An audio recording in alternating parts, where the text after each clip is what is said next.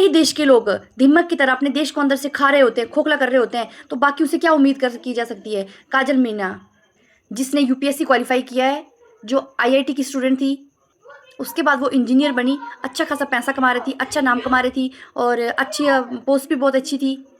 लेकिन उसने सोचा कि कुछ अच्छा करते हैं, बड़ा करते हैं, ज़्यादा पावर में आते हैं, ताकि हम कुछ पॉजिटिव चीज़ें समाज में ला सकें। तो इसके लिए वो क्या करती है, RAS का एग्ज़ाम देती है, मतलब राजस्थान एडमिनिस्ट्रेटिव सर्विसेज का एग्ज़ाम देती है। अब वो एग्ज़ाम देती है, एग्ज़ाम क्लियर हो जाता है, रैंक फर्स्ट आता है उसको। सोचो कितनी इंटेलिजेंट लड़की है वो, कि फर्स्ट अटैम्प्ट में यूपीएससी का जो एग्ज़ाम उसने क्लियर कर दिया है। सोचिए कितनी ज़्यादा इंटेलिजेंट लड़की है वो, जो फर्स्ट अटैम्प्ट में ही उसने क्लियर कर दिया। ये इतना बहुत बड़ा एग्ज़ाम होता है ये, इसके लिए बच्चे 10-10 साल मेहनत करते हैं, लेकिन उसने फर्स्ट अटैम्प्ट में इस एग्ज़ाम को क्वालिफाई कर दिया और रैंक फर्स्ट के साथ क्वालिफाई किया। इसके बाद उसने ये नहीं सोचा कि मैं इतनी बड़ी पोस्ट पर आ गई हूँ, क्वालिफाई भी कर गई हूँ, तो उसके बाद मैं देश के लिए कुछ अच्छा काम करूँ, जिससे मेरा नाम हो, परिवार का नाम हो, समाज में कुछ अच्छा नाम कमाऊँ। उसने क्या किया, उसके पास एक केस आया जिसको उसने सॉल्व करना था। उसके पास जो केस आता है उसको सॉर्ट आउट करने के लिए 1 लाख की बात होती है, और लास्ट में गुमराह पाके फिर 60,000 के पास बात मान गई, और 60,000 में वो केस सॉल्व करने की बात हो गई।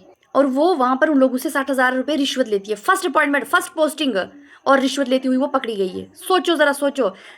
उसने इतना भी नहीं सोचा कि भाई मेरी पहली पोस्टिंग है, अगर मैं पकड़ी गई तो फिर क्या होगा, कोई टेंशन नहीं, एक लग्जरियस लाइफ जीनी है भाई, कैसा भी करके चाहे पैसा कमाना है, बस पैसा कमाना है। आखिर लोग ये क्यों भूल जाते हैं कि पैसा कमाने के लिए भी कोई तरीका होता है, जेन्युइन तरीका होता है। इतने अच्छे रैंक पर पहुंची थी तो कॉमन सेंस से पैसे तो आने ही थे, अच्छी पोस्ट थी, बहुत अच्छी पोस्ट थी, सब कुछ आना था, लेकिन उसने शॉर्टकट ढूंढा कि नहीं, एकदम से लग्जरियस लाइफ जीनी है, बहुत अच्छे से एकदम से ऊपर जब हो जाना है, उसके लिए उसने गलत रास्ता चुना।